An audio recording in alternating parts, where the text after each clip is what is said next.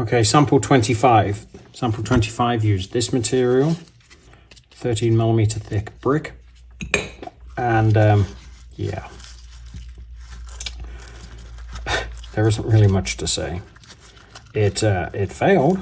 That is definitely for sure. It definitely failed. All of the backing pieces out of this. So if you look down my list, you got J, H, D, and H. So you've got Perspex, which has otherwise been reliable, polypropylene, and the resinated native fiber board.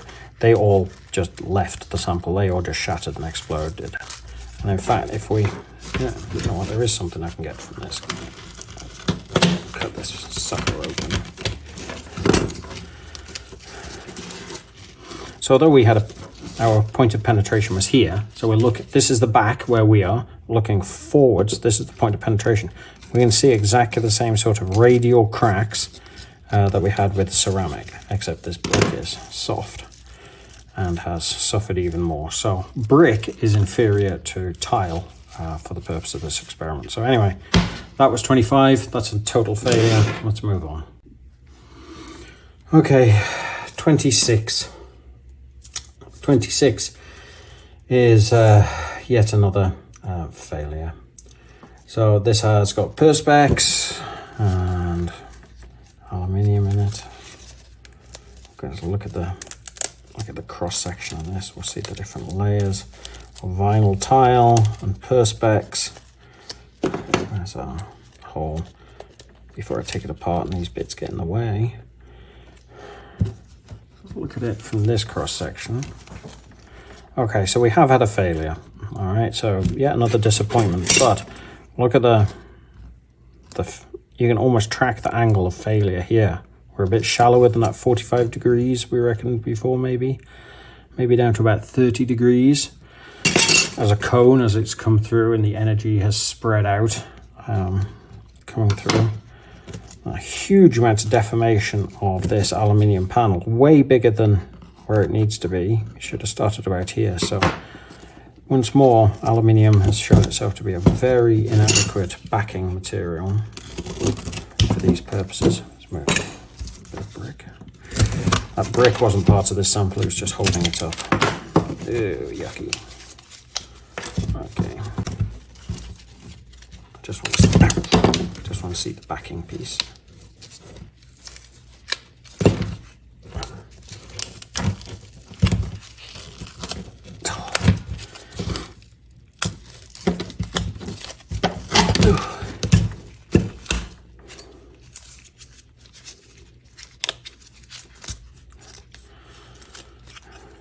Oh, it's even got part of the label of that tile as it's come through. So this is what it looks like at the back. So we have a cone that by the time it's reached the back of this sample is 30mm in diameter. And the original width of this sample was about 30mm. So we have gone from 7.62, 7.62mm in diameter here to about 30mm in diameter there. So I am sure if I wish I can work out the maths on what the angle of that cone is. I don't see any point in digging through the rest of this muck. We already know how that's going to behave. I guess I'll keep that, compare with the others. We'll toss the rest. This sample was a failure. Let's move on. So in the previous samples we've had aluminium as the backing plate and harder ceramics on the front. Here we've turned the tables a little bit for this sample. We have aluminium on the front, and then we have a tile on the back. And we only have a teeny tiny hole, and you'd think that would be good. But once more, we have a fail. Another disappointment. So we have our aluminium first layer, then we have some textured rubber behind it, followed by tile, and let's just cut away. Let's cut away and put the paint over and done with. I did at least manage to hit the down 3-inch square section in the middle, 76mm square. Oh god, what's this mess? Come on.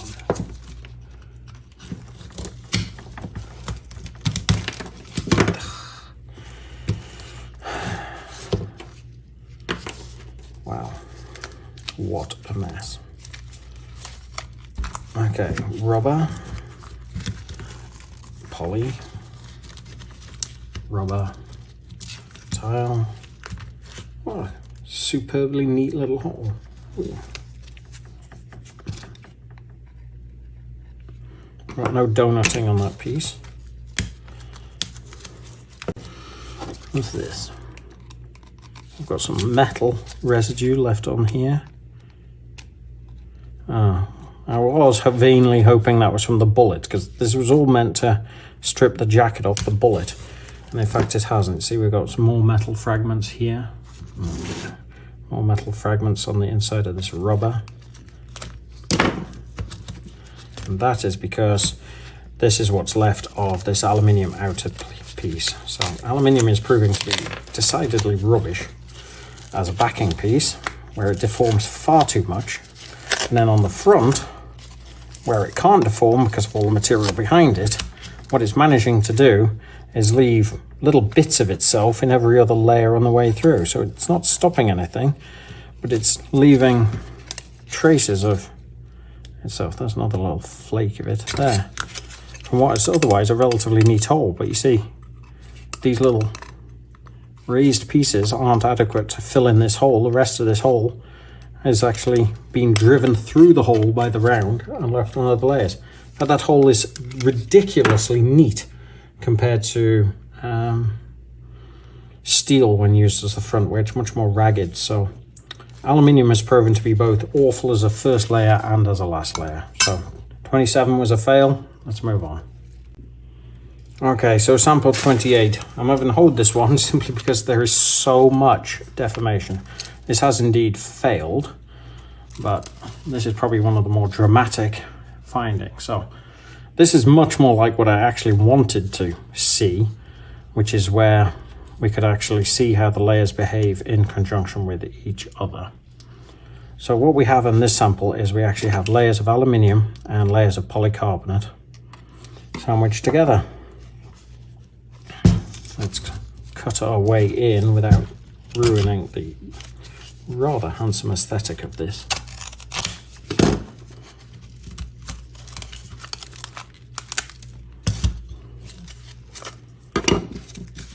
Let's get this crap off the back.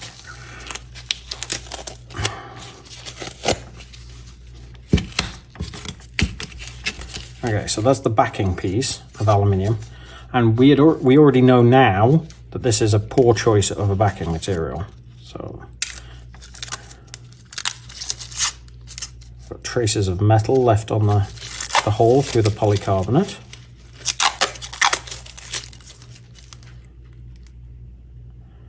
We have a lot of deformation. In fact, this whole corner of that is deformed. You can actually see how far that's had to push through.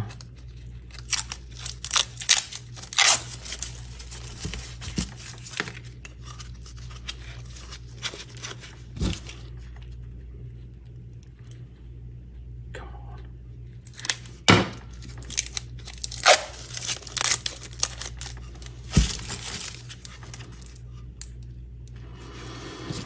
You know, we have a relatively small hole, smaller than the diameter of the bullet, but we have no bullet fragments so far from any of it.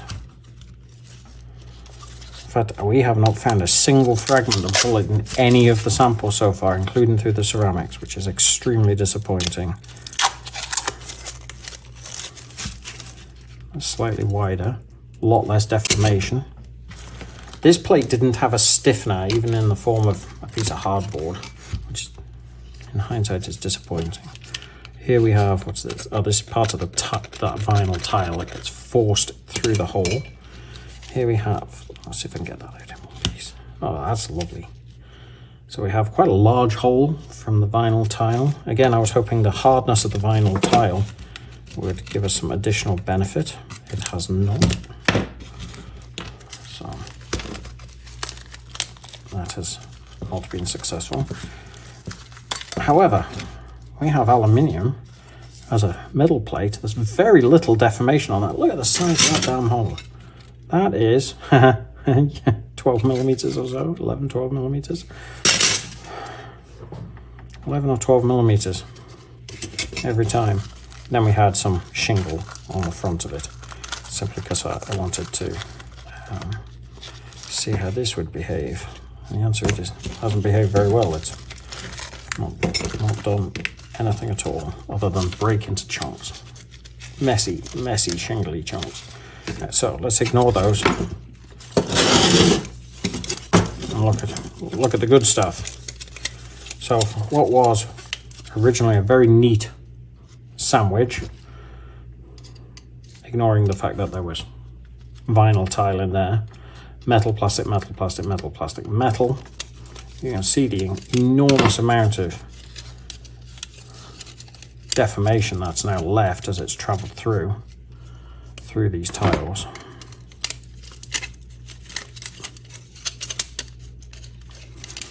I mean, that's really kind of interesting, but also disappointing. If these plates had been switched up with steel, we would have seen clearly, from what we've seen already, we would have seen a lot less deformation on each layer, which hopefully would have meant more energy being absorbed. Well, the polycarbonate seems to be doing the bulk of the work there, not the aluminium. Let's throw this away. This was a failure. We'll move on.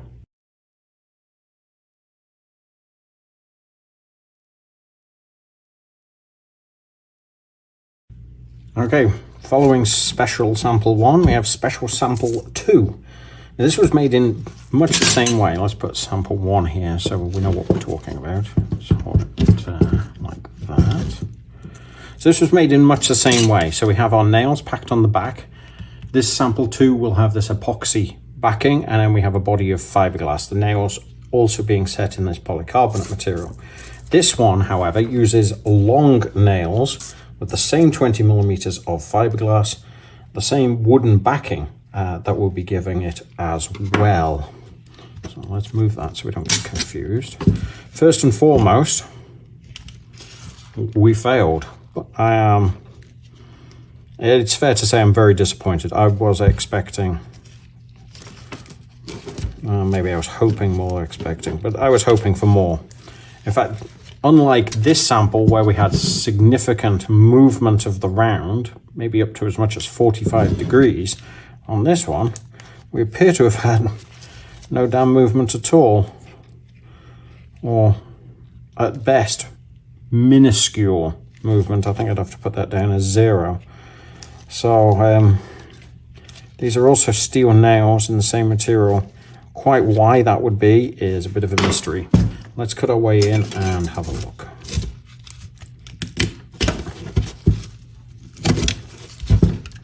Start by cutting the back off.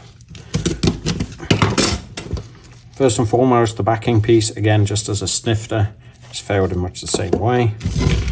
Let's clear this crap out of the way. Okay, we have our epoxy resin holding nails. We have some cracking going on with the epoxy resin, which we didn't see. Let's put sample 1 there. We don't see any cracking of this epoxy resin at all. We see some cracks having spread in this epoxy resin here. Now remember, these nails are longer. We have some nails punched out.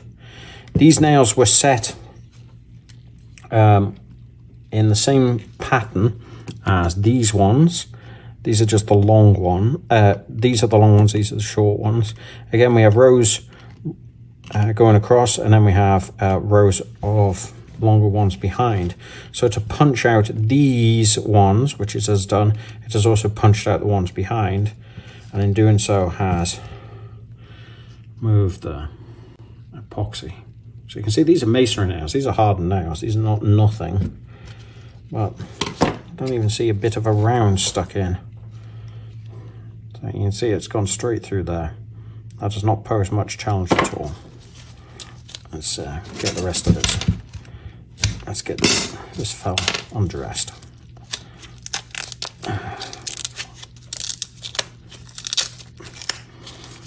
I suspect I will also find the same problem with the packing of the fiberglass that I can notice on the first one, because it was made in exactly the same manner. In fact, it was made at the same time. God, this stinks. Gross. All right, get that crap off. Ah, here. So this shows no sign of external cracking at all on sample 1. Sample 2 here,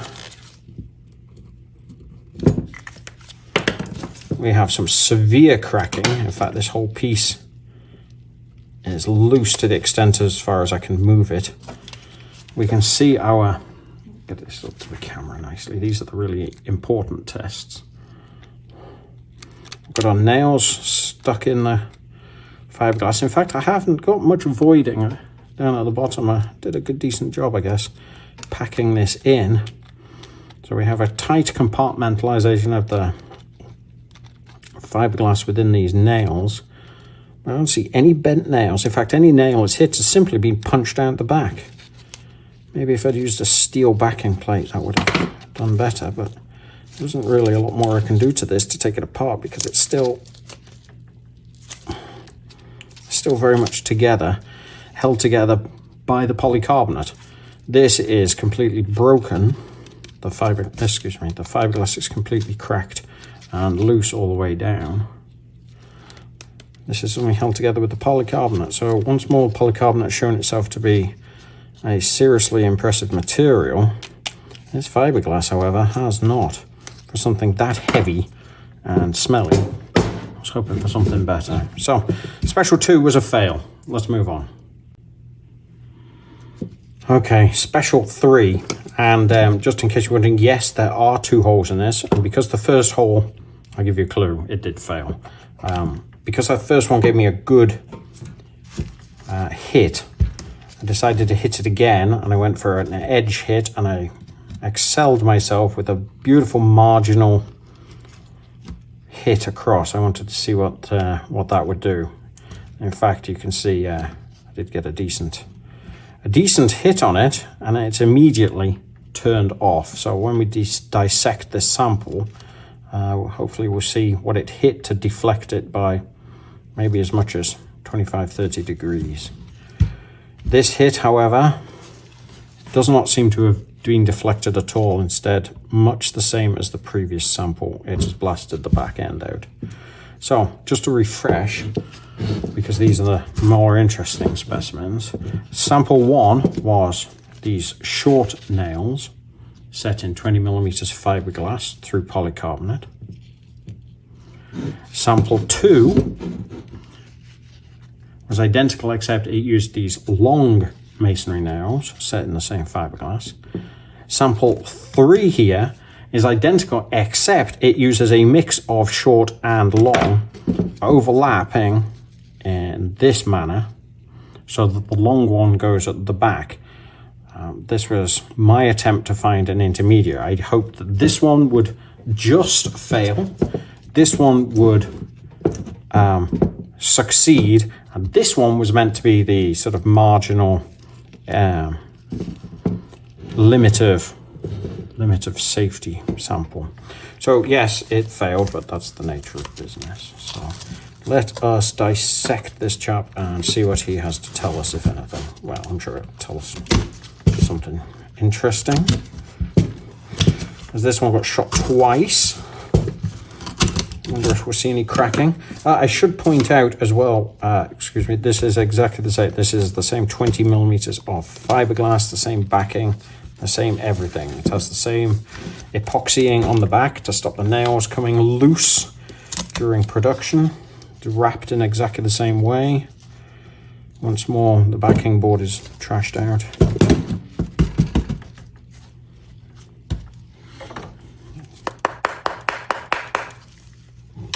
Crap out. See inside. So just as a quick look here, we can see these long nails. A lot of them have started to move. The shorter nails have stayed remarkably intact. Finally, we have a bent one. One has bothered to deform for me. Thank you very much. When we cut it apart, hopefully we'll see that I did a vaguely decent job with packing the fiberglass as well. We can see some unpleasant cracks in the epoxy resin. In fact, little chunks of it all loose. And for something that hit there, ooh, I shouldn't have done that, that stabbed myself. For something that hit there, wrong way, excuse me. For something that hit there, we got a huge amount of effect around it. In fact, more so than either of the other two samples. So much for the Goldilocks zone principle, you know. All right, come on. Troublesome stuff. Just to point out, this is nothing to worry about. This is just a piece of card which stuck onto the inside. This is literally just wafer thin cardboard left over from when, so you can see the fiberglass underneath, from when I cast these. So that's not a different material. These are made in an identical way to the other ones. Get my fingers stuck. Well, at least we have a nice hole right in the middle of sample 3. So special sample 3, we had one excellent hit right in the middle, which should, if it was straight, come out to about there, but it's clearly moved maybe as much as, I don't know, maybe 20 degrees. It's not moved much, but it has moved. This one has gone in straight and immediately started moving. I can only imagine it's because of the effect on the edge of that, because there's nothing else it has hit there. Look how soft this is. There was plenty of hardener. This was mixed exactly in accordance with the manufacturer's instructions. God, it stinks. But this was a serious letdown. It was very soft material. In fact, I can't even dissect this any further because the whole piece is still in one. It's still intact. I mean, it might have let a round through, but it's not cracked. We lost a load of material, but effectively this, yeah, we've got about 50% of the plate would still be acceptable to shoot again. So sample 3 was a fail. So let's move on to special sample 4.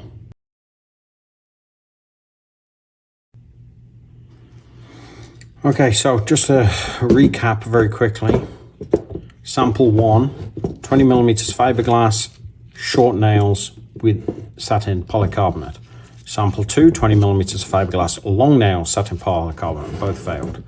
Sample 3, a mix of both, sat in the same material, also failed. Let's move these out of the way.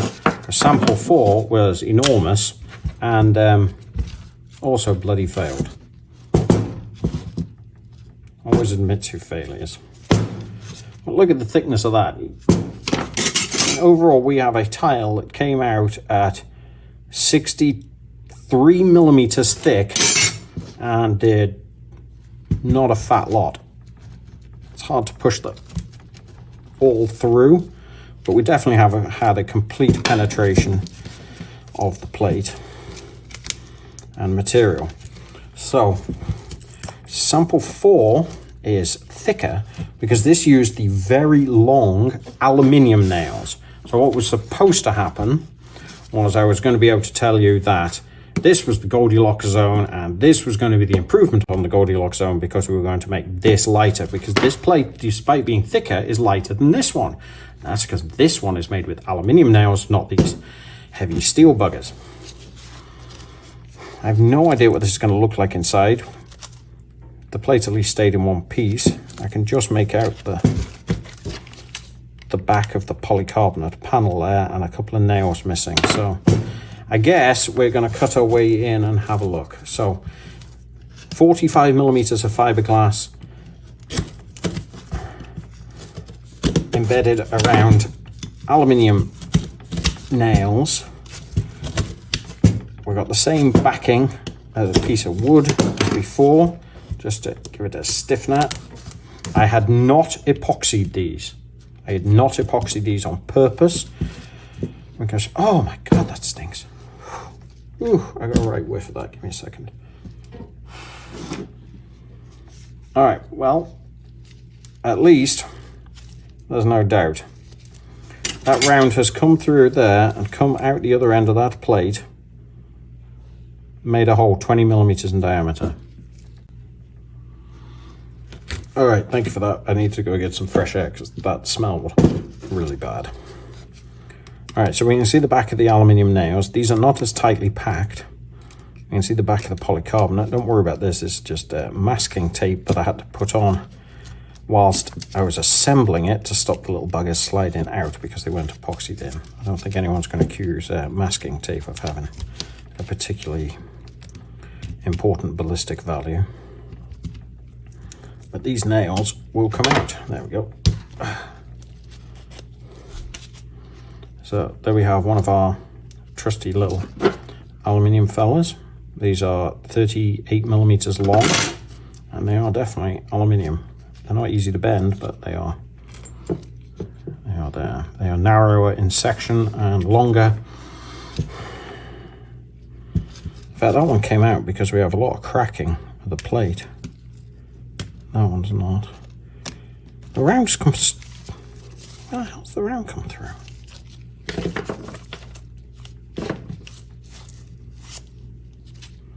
It seems to have forced itself out of there. It can't have come through anywhere else.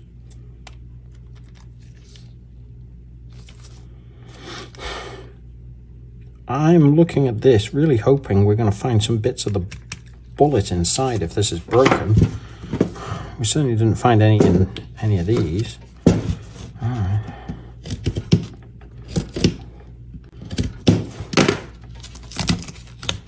Alright, yes, I know it looks like butt. Fiberglass is fun to use. And yes, we still have bits left over. But from the little card forms I made when I was casting this thing. Oh. Again, this is a short strand glass fiber in resin. It's a lot softer than I hoped it was going to be. I was hoping it was going to be a lot harder. I think if I use a material like this again, I use woven fiberglass sheeting. Good grief. Wasn't expecting a smell like that. Pried out a lump. Surprisingly weak material. Just lever chunks of it out. You can actually just see the tiniest little wafers, little hairs of glass in it. Certainly not very impressive. Did a decent job at forcing the fiberglass down inside. I don't see much evidence of voids within it. I'm going to get a different tool and I want to cut this open. I want to get inside. I want to see what is in this. So give me a second. All right, welcome back. We've got a large crack going through there. Got heavy cracking there. Heavy cracking there. And we had our crack and chunks here.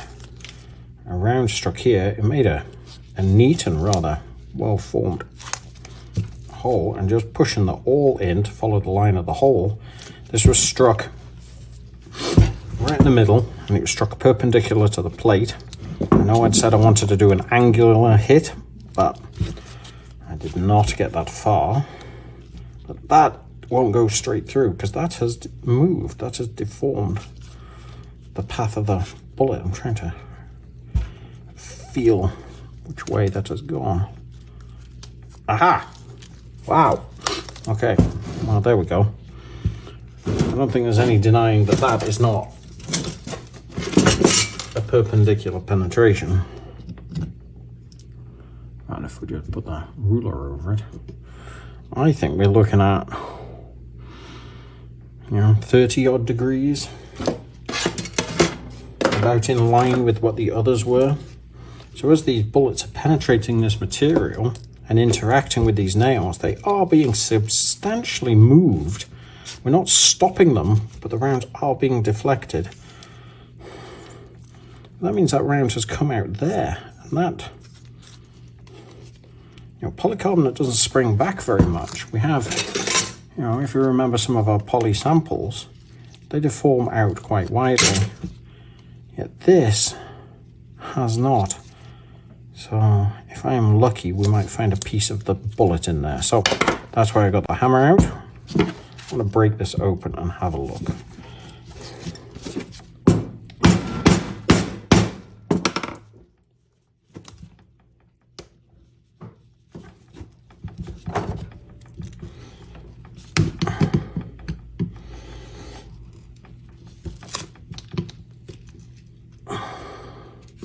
Surprisingly soft. Oh dear. All right, well, we did have a big void in this corner, so it's not like I avoided the voids within it. Oh, and another good void there. So there are clearly some voids within this material, but maybe not as bad as I'd first thought. But my goodness, the smell is just terrible.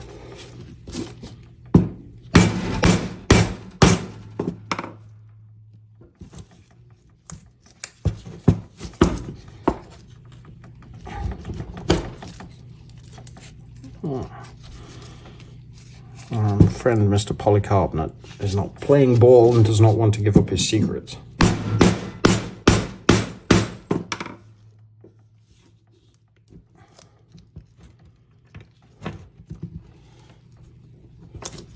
Yeah, it's going to take forever this way, just breaking our way in.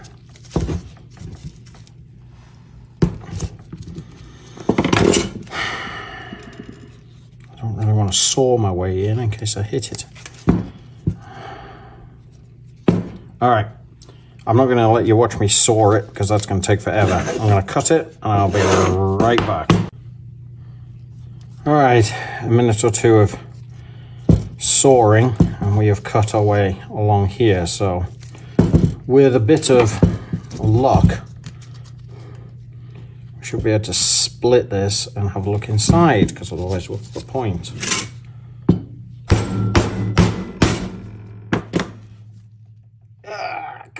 Come on, give up your secret. Ugh. Well, shit.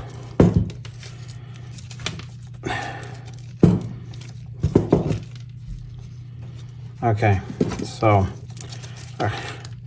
it's managed to break itself right along the bullet hole. I really couldn't have done better if I'd tried. Obviously, I completely intended for it to crack perfectly in half, right across the bullet hole, obviously. That's not just good fortune.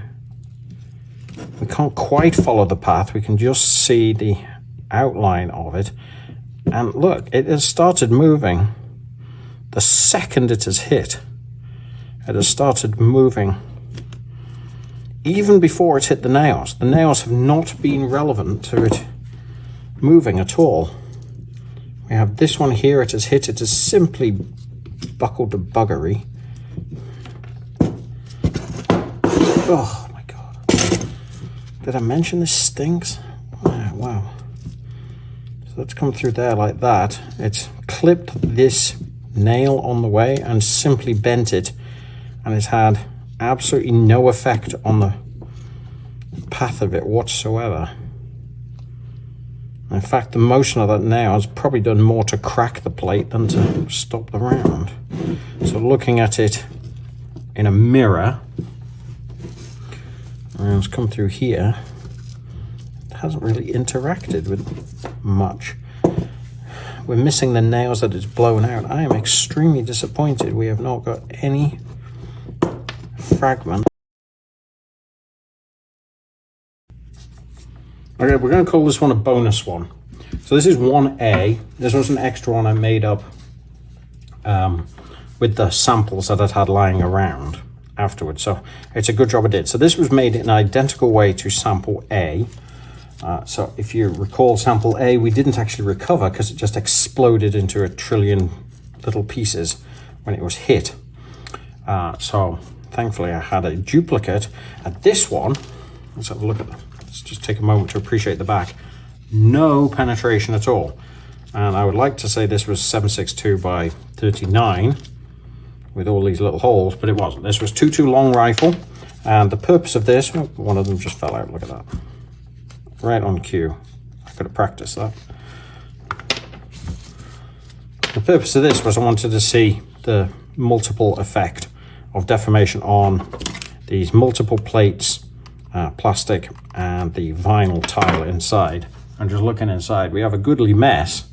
There's several hits. We can even just sort of make out the ends of some of the rounds where they've gone in about halfway. The amount of deformation is quite striking. You can see it's buckled out, but nothing has actually come through the other side despite being shot repeatedly.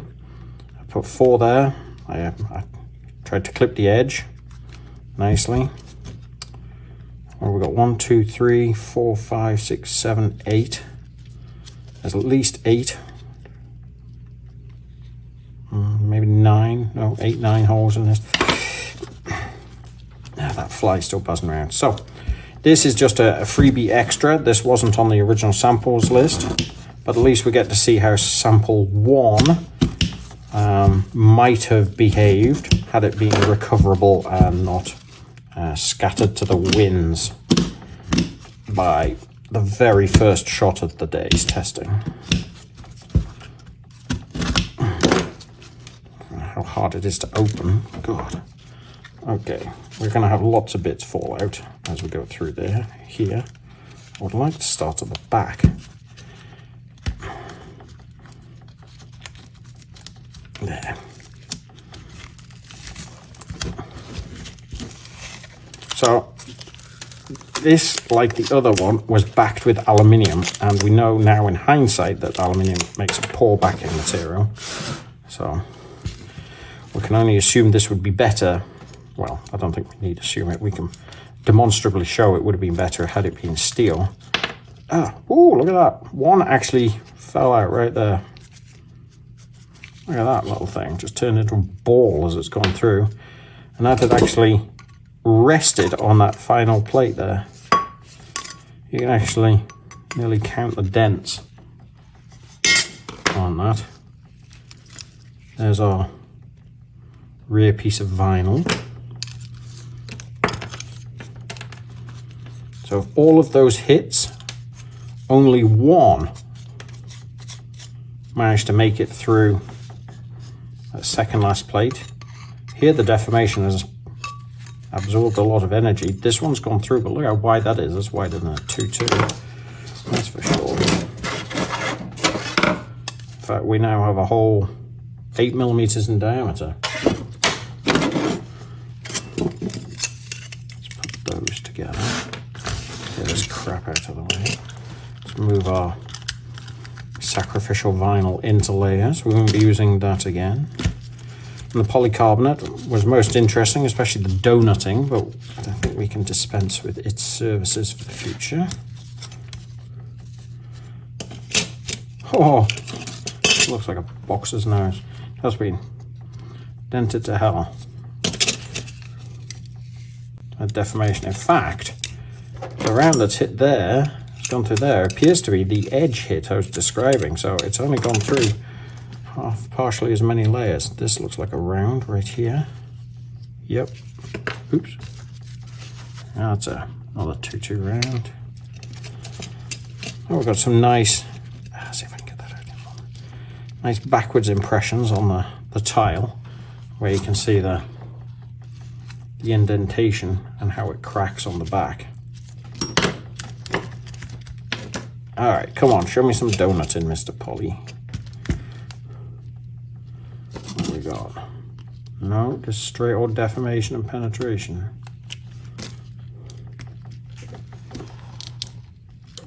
Ooh. And the same again. Aha, so this seems to be about the limit of what a 2.2 will get to. Indeed, we actually have one still stuck, trapped in the... Get rid of this crud here. This is just vinyl tile that's in the way. we actually have a 2-2 round embedded firmly, you can see the back end of the round there, inside the aluminium. These have been turning all over the place as they've gone through. We had 1, 2, 3, 4. So this is roughly the limit of where these have gotten to. Oh, bugger. Oh, that's not right. I was right first time.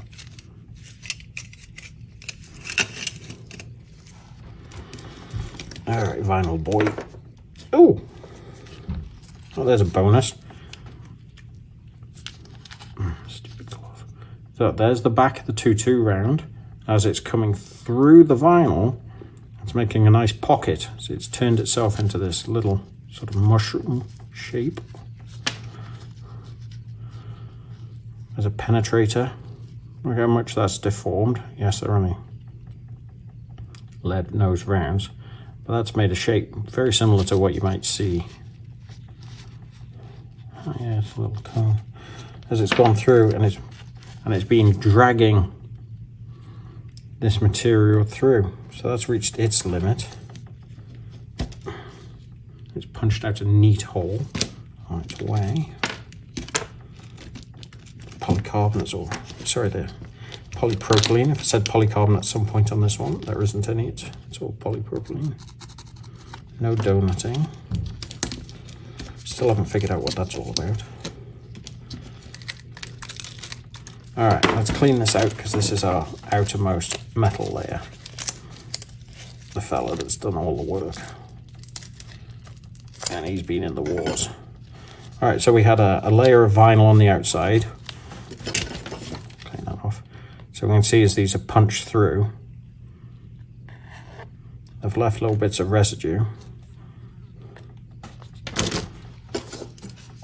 What a mess.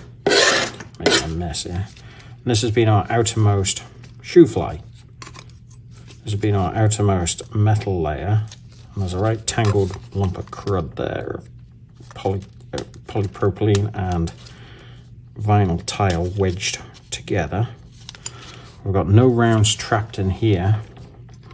We have a right mess of bits where the rounds have gone through. Look at the deformation on that. I would like to think if this was a steel panel sandwich instead, we would have seen much more effect. In fact, this is basically what I was hoping to find when we were using the 762, where we would have some shredded outer layers absorbing all the energy and then some inner layers where we're just deformed. So this was a bonus, I guess. So this was a success, but only against 2-2. So that's it for now. Well, we'll do the conclusions in a bit.